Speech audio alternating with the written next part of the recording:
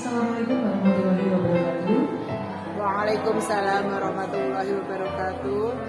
Puji syukur kehadirat Allah Subhanahu wa Ta'ala atas karunia yang telah diberikan kepada kita, sehingga pada hari ini kita dapat berkumpul di sekolah kita siri kedua Karubahan dalam keadaan sehat walafiat.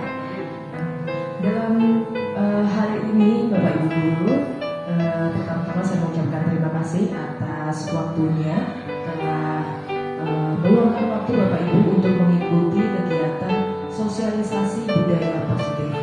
Adapun nanti materinya akan disampaikan oleh Ibu Nani Utama SPP. Bapak Ibu Guru yang terhormat, langsung saja kalau itu kita ke acara intinya, yaitu penyampaian materi budaya positif yang akan disampaikan oleh Ibu Nani Utama SPP. Kepada beliau di sini.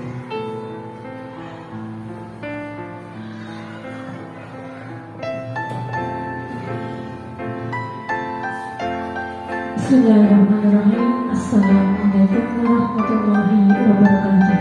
Waalaikumsalam warahmatullahi wabarakatuh. Yang pertama, Kepala Sekolah SD Negeri 2 Tanggulwalahan, yang kami hormati Bapak Ibu Guru SD Negeri 2 Tanggulwalahan yang berbahagia.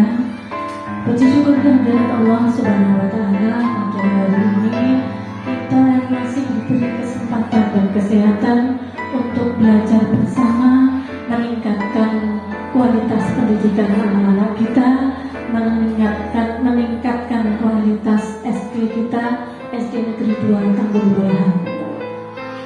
Dalam hal ini kami akan menyampaikan budaya positif yang harus kita lakukan, yang harus kita terapkan di dalam SD kita tercinta ini.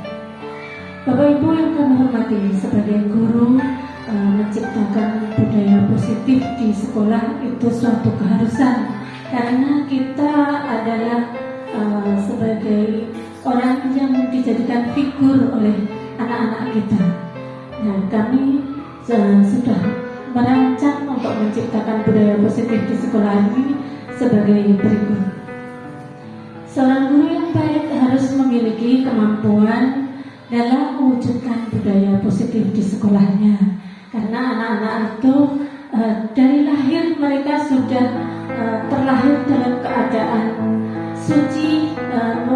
Dia lahir membawa kodratnya masing-masing. Jadi bapak dan ibu guru yang ada di sekolah itulah yang harus menebalkan kodrat yang sudah dibawa oleh anak-anak, kodrat yang positif tentunya Bapak Ibu. Dari rumah mereka pun sudah dibekali oleh orang tua masing-masing tentang kehidupan yang akan dia jalani. Budaya positif tersebut dapat dijalankan dengan menerapkan konsep-konsep inti seperti disiplin positif, memahami motivasi perilaku manusia yang berkaitan dengan hukuman dan penghargaan, posisi kontrol seorang guru, pembuatan keyakinan kelas atau sekolah, dan penerapan segitiga restitusi dalam penyelesaian masalah. Bapak Ibu yang kami hormati, yang pertama kami sampaikan disiplin positif. Di sebuah lembaga pasti ada yang namanya disiplin, itu pasti. Disiplin positif diterapkan yaitu cara penerapan disiplin yang mengajarkan anak bertanggung jawab dan menumbuhkan kesadaran diri berdasarkan nilai-nilai kebajikan.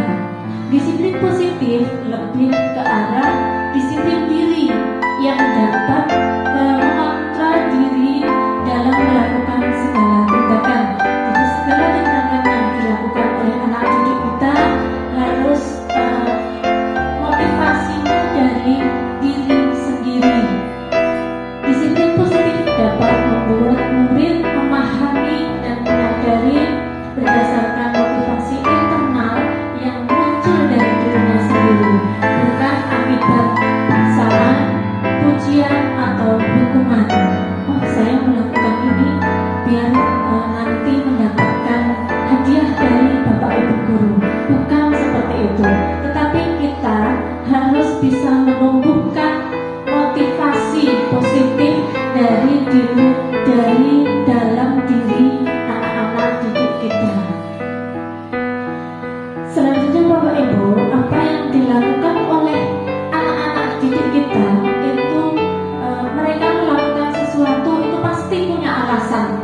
punya alasan masing-masing yang namanya motivasi untuk melakukan perilaku. Nah, di sini motivasi perilaku manusia itu dibagi menjadi 3 motivasi.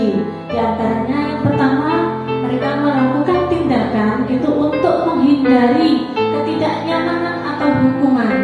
Jadi mereka saya akan datang pagi misalkan karena mereka menginginkan nanti tidak dihukum oleh Bapak Ibu guru. Oh, saya mengerjakan PR agar besok tidak dihukum. Nah, itu motivasi yang pertama. Yang kedua, untuk mendapatkan imbalan atau penghargaan dari orang lain. Misalkan mereka melakukan suatu prestasi, mempunyai satu prestasi di sekolahnya. Itu motivasinya karena ingin mendapatkan sertifikat, ingin mendapatkan hadiah. Nah, seperti itu. Yang ketiga, untuk menjadi orang yang mereka inginkan dan menghargai diri sendiri dengan nilai-nilai yang mereka percaya. Nah, Bapak Ibu, itu motivasi yang muncul dalam diri anak-anak kita ketika, bukan anak-anak kita saja, Bapak Ibu guru pun ketika melakukan satu perilaku itu pasti ada beberapa motivasi, di antaranya ini. Nah, dan ketika kita melihat anak-anak didik kita itu melakukan perilakunya karena 2 motivasi ini, yaitu untuk menghindari ketidaknyamanan atau hukuman dan untuk mendapatkan imbalan atau penghargaan dari orang lain, itu berarti mereka melakukan perilaku baik, perilaku positif hanya karena motivasi eksternal yang datang dari luar. Dan kita sebagai Bapak Ibu guru harus bisa memunculkan motivasi yang timbul dari diri mereka sendiri, dari kesadaran mereka sendiri, yakni motivasi internal. Yang dimaksud motivasi internal itu agar mereka bisa menjadi pribadi yang dapat menghargai dirinya sendiri dengan nilai-nilai yang mereka percaya. Itu benar. Nah, tujuannya apa? Tujuan kita memunculkan motivasi internal yang ada dalam diri anak-anak itu untuk agar mereka bisa menjadi pribadi yang lebih baik. Ketika melakukan sesuatu, mereka ikhlas dari dirinya sendiri. Jadi ketika nanti ada satu masalah, dia tidak akan memendam dendam kepada orang lain, kelompok lain, gitu. Nah, Bapak Ibu yang kami hormati, untuk memunculkan motivasi internal itu sebaiknya hindari hukuman dan pemberian penghargaan yang berlebihan. Karena hukuman itu akan membuat anak malah menjadi benci, menjadi down. Sedangkan penghargaan yang berlebihan itu akan mungkin bisa jadi menyakiti kelompok yang lain, menyakiti temannya yang lain. Wah, aku sudah berusaha segini, sudah tidak tidur semalaman untuk membuat kreasi ini, tapi ternyata tetap kalah dengan dia. Itu bisa membuat mereka menjadi patah semangat. Jadi mari kita menghindari hukuman dan pemberian penghargaan yang berlebihan. Mungkin ya penghargaannya ya sewajarnya saja. Tidak dipungkiri bahwa manusia, baik itu anak kecil maupun orang dewasa, pasti dia juga tetap membutuhkan suatu pengakuan. Nah, pengakuan istilahnya bukan penghargaan, tapi pengakuan dari pihak lain. Itu tidak bisa dipungkiri, karena itu sudah kodratnya sebagai manusia. Kita beribadah saja, beribadah kepada Allah juga mengharapkan pengakuan dari Allah agar kita dianggap menjadi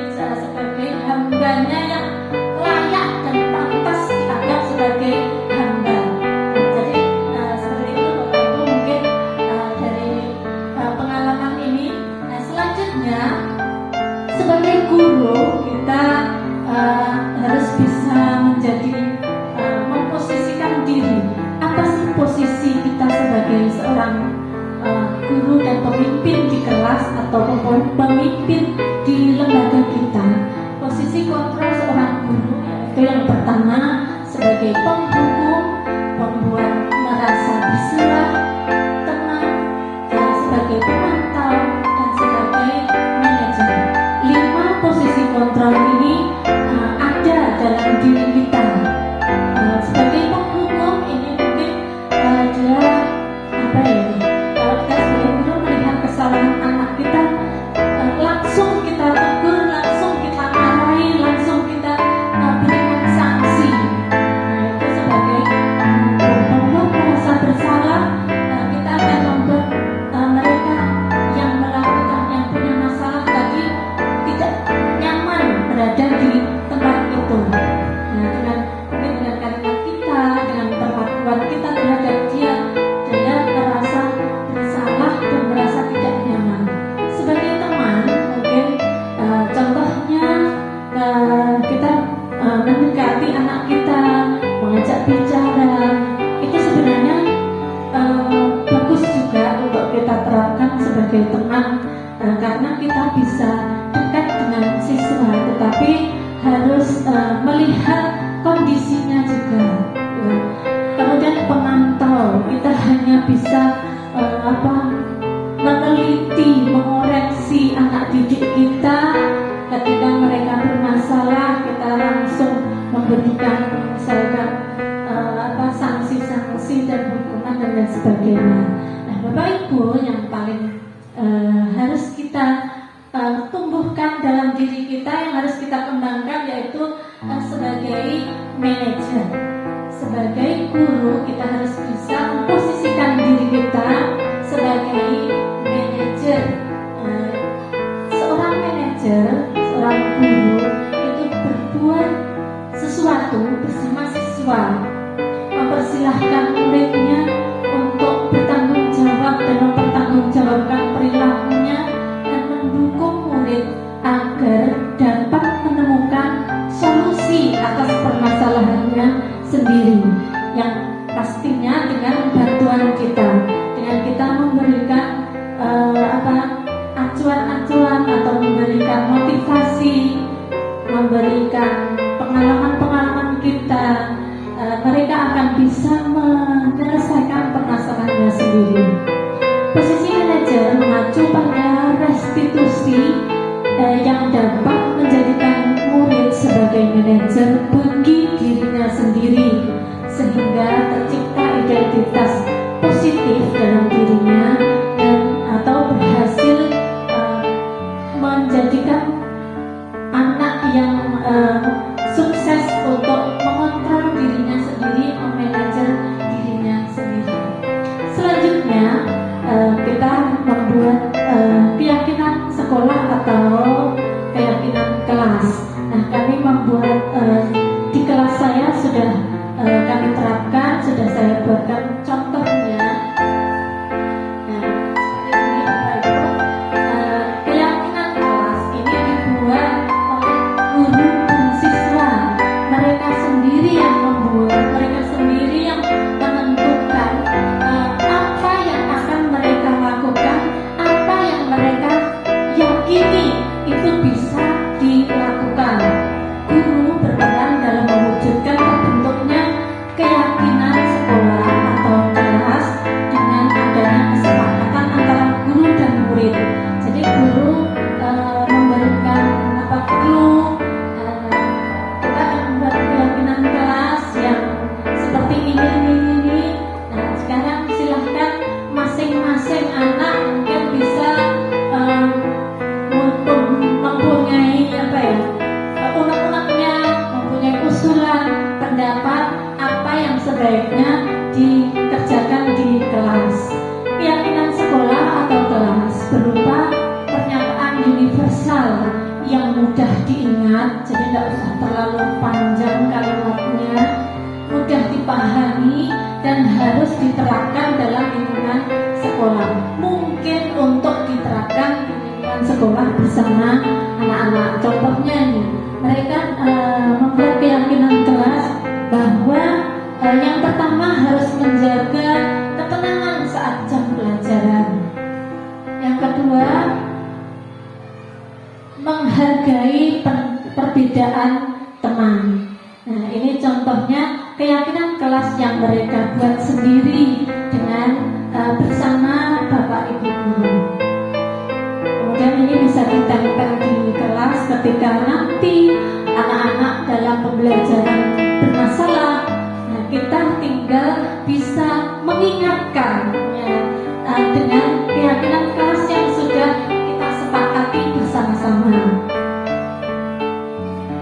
Dari keyakinan kelas tersebut akan muncul nanti ketika anak-anak melakukan suatu permasalahan di dalam kelas, sudah pasti ya, tidak bisa dipungkiri karena mereka kan berkumpul dengan banyak orang, pasti akan ada masalah-masalah yang terjadi. Misalkan ketika mendengarkan pelajaran, maka di waktu malam mungkin main game, kemudian siangnya ngantuk, atau itu sudah masalah bagi pembelajaran kita. Nah, segitiga restitusi dalam penyelesaian masalah, guru berperan sebagai manajer menggunakan segitiga restitusi dalam penyelesaian masalah melalui 3 tahapan, yaitu yang pertama menstabilkan identitas, validasi tindakan yang salah, dan menanyakan keyakinan. Ketika anak bermasalah mungkin itu tadi, ketika saat pelajaran dia bermain-main, kita bisa menanyakan dulu, kenapa Mas tadi kok diperhatikan sama bu guru, kamu main-main kurang semangat, padahal setiap hari kamu itu bersemangat. Nah, kita munculkan dulu segi positifnya. Setiap hari bu guru melihat kamu tuh anak yang semangat, anak yang antusias, pandai. Kenapa hari ini terjadi seperti ini? Mereka nanti akan menceritakan masalahnya, apa yang sedang dialami. Kemudian kita jangan langsung menjustis, oh itu tidak benar, kalau begini belum, jangan dulu. Kita tampung dulu, kita pahami, oh kamu melakukan itu senang ya, main game seru ya. Nah, mungkin seperti itu. Senang ya kamu tadi malam main game, seru. Iya bu, pasti seperti itu dengan antusiasnya. Nah, ya memang main game itu seru, menyenangkan, tapi kamu harus ingat waktu. Kita arahkan seperti itu. Kemudian menanyakan keyakinan kelas dengan kita menunjukkan, nah Mas, keyakinan kelas kita apa coba? Ketika ada pembelajaran, nah dia akan bercerita. Kemudian setelah itu kita akan menanyakan, nah sekarang nanti kan muncul dari dirinya sendiri apa yang akan dilakukan. Kalau seperti ini kamu harus bagaimana? Nah, itu contoh-contohnya. Nanti dia akan insya Allah dia akan melakukan sesuatu, melakukan perbaikan itu muncul dari dirinya sendiri. Dia tidak merasa disalah-salahkan, dia tidak merasa dihakimi. Nah, tapi kita harus tetap memantau, tetap tidak kita biarkan begitu saja setelah mereka keluar dari ruangan. Besoknya kita tanya lagi, kita perhatikan lagi. Insya Allah dengan seperti itu mereka akan bisa berubah lebih baik dan bisa diterima di kelompoknya lagi dengan pribadi yang baru, pribadi yang lebih baik. Tujuannya kita melakukan restitusi itu untuk menghasilkan murid yang mandiri dan bertanggung jawab. Mereka bisa mempertanggungjawabkan masalah yang dia perbuat, masalah yang dia ciptakan di kelas atau bersama teman-temannya.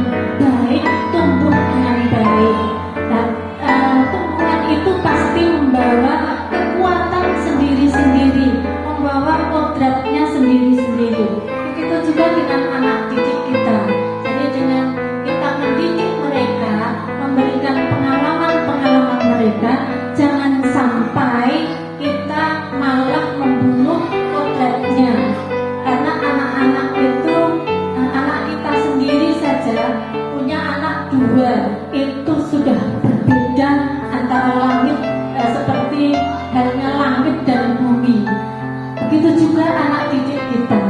Kalau di kelas itu ada 26 anak, berarti mereka karakternya juga 26 itu Bapak Ibu. Dan kita harus bisa menumbuhkan dengan elegan, dengan cara yang indah, sehingga mereka bisa merasa nyaman di dalam kelas. Nah, selanjutnya kaitannya dengan budaya positif tadi. Budaya positif dapat terwujud jika seorang guru memiliki 5 nilai guru penggerak, yang diantaranya adalah berpihak pada murid. Jadi kita sebagai guru harus berpihak kepada murid, tidak memaksakan kehendak. Mungkin pernah ya Bapak Ibu, misalkan pernah tidak memaksakan kehendak terhadap muridnya. Contohnya apa? Mungkin ada yang pernah memaksakan kehendaknya. Contohnya ini harus dikerjakan sesuai ini, misalkan menggambar sesuai contoh ini dan selesai hari Selasa harus. Nah, mungkin ada yang pernah seperti itu. Itu sudah memaksakan, belum berpihak kepada murid. Nah, mandiri, kita bisa mandiri, mengembangkan diri, reflektif, kolaboratif, dan inovatif. Itu sebagai guru kita harus memunculkan 5 nilai-nilai guru ini. Budaya positif dapat terwujud dengan mendorong kolaborasi antara semua warga sekolah. Ya, seperti ini Bapak Ibu, kami mencoba untuk berkolaborasi. Mari kita memunculkan atau budaya positif yang ada di sekolah kita. Kita majukan bersama, kita munculkan bersama. Dengan kolaborasi, saya yakin semuanya akan bisa berjalan dengan mudah.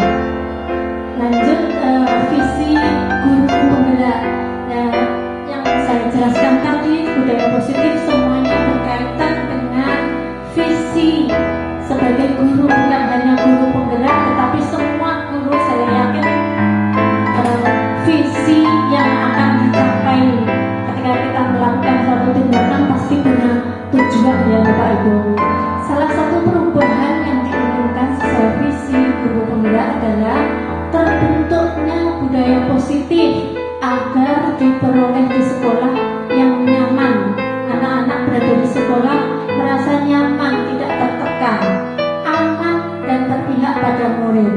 Untuk mewujudkan visi guru penggerak tersebut dengan pembuatan prakarsa perubahan sesuai filosofi belajar Dewantara dan profil pelajar Pancasila. Nah, demikian Bapak Ibu yang pemaparan yang kami sampaikan tentang budaya positif. Sekarang marilah kita merefleksi diri. Mungkin dalam kegiatan sehari-hari ada yang sudah pernah kita lakukan, pasti itu. Ada juga yang mungkin belum. Ada beberapa yang sudah pernah kita lakukan. Ada yang ternyata saya sudah melakukan ini, tapi belum tahu teorinya, seperti itu. Maka kita merefleksi diri, sejauh mana pemahaman Anda tentang konsep-konsep inti yang telah Anda pelajari di modul ini tadi. Monggo Bapak Ibu mungkin ada yang mau menanggapi, adakah hal yang menarik yang mungkin di luar dugaan yang pernah dilakukan di kelas. Monggo silakan, mungkin Pak. Assalamualaikum warahmatullahi wabarakatuh. Terima kasih kami telah mengikuti, yaitu terkait pemaparan atau penjelasan dari kurikulum Merdeka yang insya Allah judulnya budaya positif. Kita sebagai guru selama ini kita menyadari bahwasanya ketika ada permasalahan di kelas, kita to the point, anak langsung kita marahin. Karena apa? Antusias kita itu ketika anak itu membuat permasalahan atau masalah dengan temannya, karena satu tidak mau ngalah dan yang satu juga tidak mau ngalah, sehingga kita sebagai seorang guru atau wali kelas atau yang lainnya, kita langsung istilahnya mengeluarkan marahnya. Ini karena manusia. Dengan demikian adanya kita pada hari ini mendapatkan yaitu bimbingan terkait masalah positif yang perlu kita carikan atau dilaksanakan di SDN 2 Tanggulahan. Insya Allah kita berubah, kita bisa berubah dengan catatan yaitu apabila ada salah satu murid yang melanggar peraturan yang sudah disepakati tadi, yaitu istilahnya membuat rencana, peraturan atau tata tertib kelas, sehingga tinggal menunjukkan kemarin katanya kamu membawa ini atau istilahnya membuat aturan ini, sehingga anak disuruh untuk membaca. Coba peraturan Anda kamu langgar sendiri. Nah, kalau memang anak itu pandai bandel, kita juga bisa untuk membuat istilahnya penegakan. Contoh, saya makan bandel, coba disuruh membersihkan kamar mandi. Niat dan tujuannya bukan menghukum, akan tetapi anak tersebut biar agak cedera atau istilah orang Jawa itu naweh wedi. Niatnya apa? Bukan istilahnya menakuti, bukan, akan tetapi aku sesul dihukum neng kersi jeding. Nah, itu sehingga dia motivasi agar supaya dia kembali baik apa yang sudah ditulis dalam kesepakatan kelas diperhatikan sebelumnya. Insya Allah itu dari kami ada kurang lebihnya kami mohon maaf. Ihdinas siratal mustaqim. Wassalamualaikum warahmatullahi wabarakatuh. Terima kasih Bapak sebelum begini. Mungkin ya kita yang sering kita lakukan memberikan efek jerah kepada anak-anak agar besok tidak melakukan lagi. Tetapi itu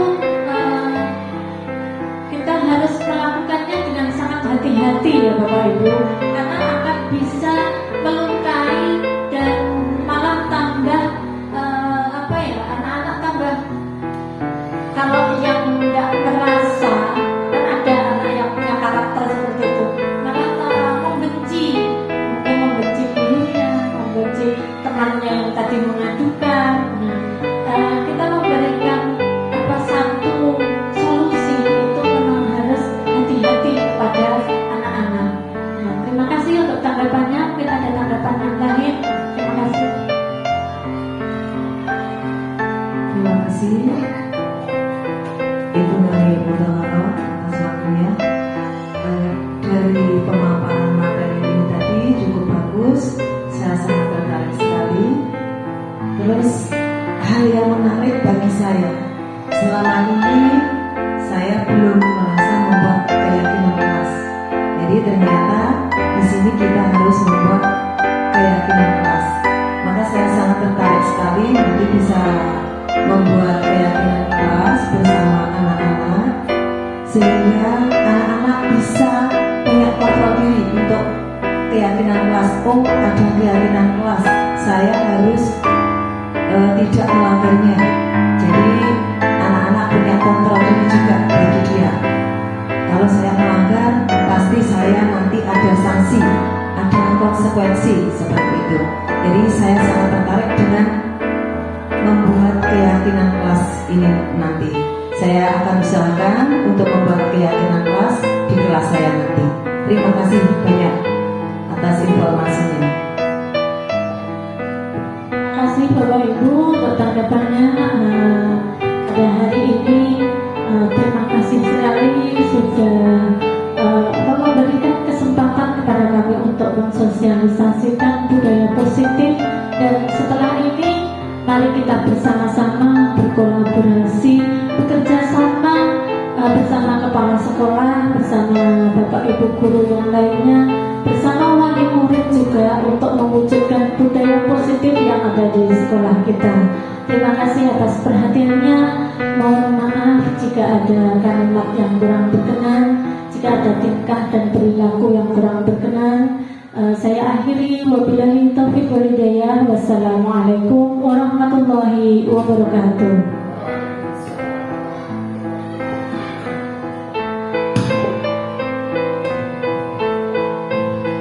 Baik, terima kasih atas pemaparan materinya untuk Bapak SPD.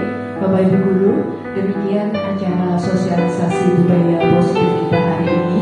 Semoga apa yang sudah disampaikan oleh Bu tadi, apa-apa yang belum kita terapkan bisa kita terapkan di sekolah kita untuk memajukan sekolah kita, terutama menghasilkan murid yang mandiri dan bertanggung jawab. Terima kasih atas waktunya. Wassalamualaikum warahmatullahi wabarakatuh.